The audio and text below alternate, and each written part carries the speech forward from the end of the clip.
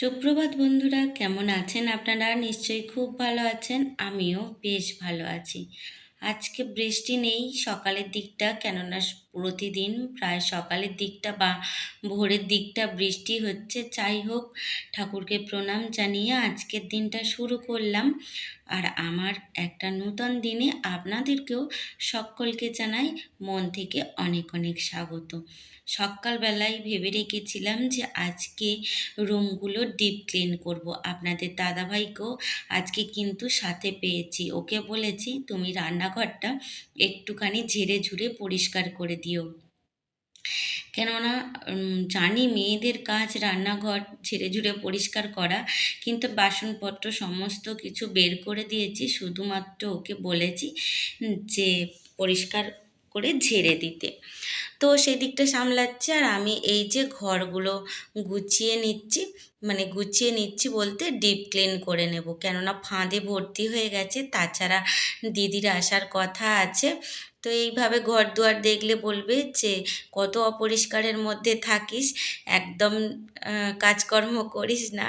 তো যাই হোক, সেই কারণেই ভয়ে ঠিক না, যাতে পরিষ্কার পরিচ্ছন্ন থাকলে সবাই খুশি হয় মন থেকে। আর তাছাড়া ঘর দুয়ার পরিষ্কার পরিচ্ছন্ন থাকলে মনও খুশি আর মা লক্ষ্মীও খুশি। সেই কারণে তবে সবসময় পরিষ্কার করে রাখতে চেষ্টা করি আমার ঘর দুয়ার আমি।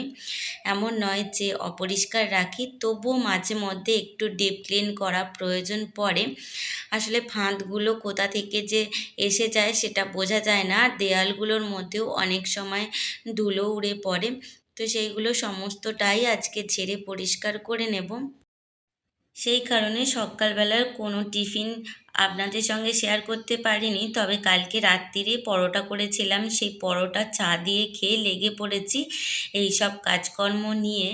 তো কাজকর্ম করতে তো বেশ অনেকক্ষণ সময় লেগে যায়, আর সেই সময়টার মধ্যে খিদেও পেয়ে যাবে। সেই কারণে ভাবলাম যে বাসি পরোটা দিয়ে চা খেয়ে নিই, তারপরেই এই সমস্ত কাজে লেগে পড়বো। তারপরে রান্না বান্না, বাকি সংসারের অনেক কাজ, সেগুলো তো করতেই হবে। তো পুরো ঘরটাই আমি পরিষ্কার করে নিয়েছিলাম, বারান্দাটাও অফ ক্যামেরাতে করে নিয়েছিলাম। আসলে সবটা যদি ক্যামেরা বন্দি করতে যাই তাহলে অনেকটাই সময় লেগে যাবে। আর দেখেছেন ঝাঁটার মধ্যে লাগছে কত পরিমাণে ফাঁদ জমেছে। যে অনেক কালো হয়ে রয়েছে ফাঁদগুলো তা নয়, দেখেছেন একদম পাতলা, মানে আঁশের মতো। কিন্তু ওই যে হাওয়া দিলে বা এসির যখন চলে তখন বোঝা যায় যে একটা ফাঁদের স্তর হালকা রয়েছে। তো দেখতে আমার কাছে ভীষণই খারাপ লাগছিল।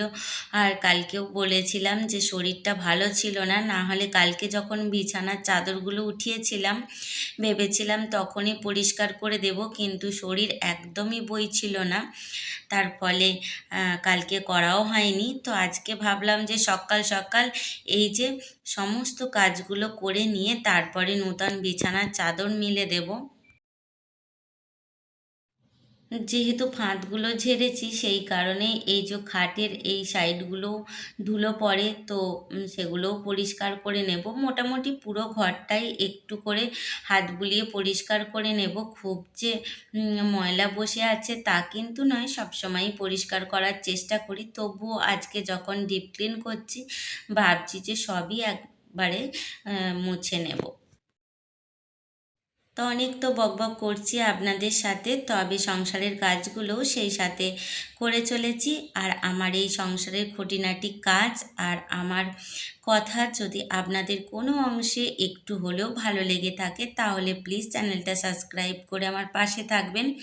আর একটা মিষ্টি কমেন্ট অবশ্যই করবেন, যাতে নূতন নূতন ভিডিও তৈরি করার অনেক উৎসাহ পাই। তবে কাজ জমিয়ে রাখলে অনেক কাজই জমে যায়, কিন্তু আমি কাজ একদম জমিয়ে রাখতে পছন্দ করি না। তাই কয়েকদিন ছাড়া ছাড়াই এইভাবে পরিষ্কার পরিচ্ছন্ন করে নিই।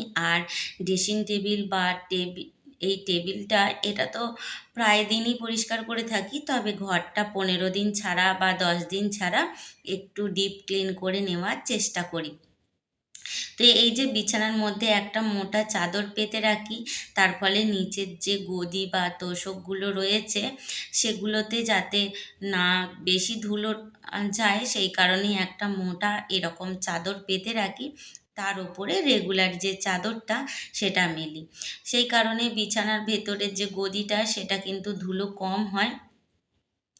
তো এইভাবেই গুছিয়ে একটুখানি করবার চেষ্টা করি, নিজের কাজের সুবিধার্থেও বলতে পারেন, আবার হচ্ছে পরিষ্কার পরিচ্ছন্ন যাতে থাকে সেই দিকেও। তো দেখছি ঝাঁট দিতে দিতেই গাছটা একটু যেন পাতাগুলো ঝিমিয়ে ঝিমিয়ে লাগছে। আসলে যেহেতু ছোট্ট একটা টবের মধ্যে বসানো আর জল অনেকটাই লাগে, যেহেতু গাছটা বড় হয়েছে, সেই কারণেই অল্প পরিমাণে জল দিয়ে নিলাম। আমি এরকমই মাঝরাত্রিরে ঘুম থেকে উঠেও যদি দেখি কোনো গাছ কোনো ফুল যদি একটু শুকিয়ে গেছে, তো সঙ্গে সঙ্গেই তাকে যত্ন নিই। তো এই যে নিচে আজকে যেহেতু মঙ্গলবার, মায়ের পুজোটাও দেওয়া হয়ে গিয়েছিল, তো নিচে পুজোটাও হয়ে গিয়েছিল, আর সেই সাথে আনাজপত্র কেটে রান্নার জন্য আমি রেডি করে নিয়েছি।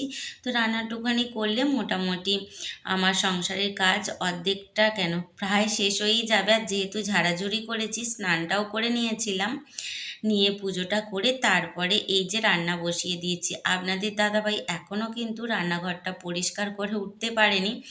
আসলে রান্নাঘরটা যেহেতু আমাদের অ্যালবেস্টারের ছাউনি, তো ওখান দিয়ে ইঁদুর বড্ড ঘরের মধ্যে আসে, আর তার ফলে নোংরাও করে। তো আজকে বলেছি যত সেই ছিদ্র আছে অ্যালবেস্টারের ওপরে তত সিমেন্ট বালি দিয়ে যেন বুঝিয়ে দেয়, তো বন্ধ করে দিলে তাহলে আর ইঁদুরগুলো আসতে পারবে না। তো সেই কাণ্ডটাই করছে, আর আমি দেখুন খোলা আকাশের নিচে রান্নাবান্না বসিয়ে দিয়েছি। তো এই যে ঢেঁড়সের তরকারি আর বেগুন ভাজা, সাথে করেছিলাম ডিম ভাজা আর টক। বিশ্বাস করুন দেখানোর অনেক ইচ্ছা ছিল, কিন্তু আকাশে যা পরিমাণ মেঘ ধরেছিল দেখানোর আর সুযোগ পাইনি। দেখেছেন যখন ঘরটায় আমি বিছানার চাদর আড়ে মেলে পরিষ্কার করেছি খাওয়া দাওয়া সেরে এসে, তখন কিন্তু ঝমঝমিয়ে বৃষ্টি হচ্ছে। তবুও ভাবলাম যে ঘরটা যখন পরিষ্কার করেছি, কাঁচা নতুন চাদর যখন পেতেছি, কেমন লাগছে আমার এই ঘরটা আপনাদের সঙ্গে শেয়ার করি। অবশ্যই কিন্তু কমেন্টে জানাবেন। আর এই যে মা দুর্গার মূর্তিটা দেখতে পাচ্ছেন, আমার কাছে ভীষণই ভালো লাগে। তো মায়ের মূর্তিটা এখানে লাগানো আছে, জানি না হয়তো কখনো দেখানো হয়নি। তো যাই হোক, এই যে টিপটপ করে নিয়েছি একদম ঘরটা, আর দেখেছেন বাইরে ঝমঝমিয়ে বৃষ্টি হচ্ছে। কি যে মারাত্মক বেঁচে গেছি, রান্নাটুকু শেষ হয়ে সমস্ত কিছুটা খালি গুছিয়েছি উঠান থেকে, তার মধ্যেই বৃষ্টিটা নেমে এসেছিল। খেতে বসেছি তখন খুব বৃষ্টি হচ্ছিল। তো যাই হোক, ভিডিওটাও আজকে এই পর্যন্তই রাখবো, দেখা হবে আবার কালকে। ততক্ষণ খুব ভালো থাকবেন, নিজেদের খেয়াল রাখবেন এবং হাসি খুশিতে থাকবেন।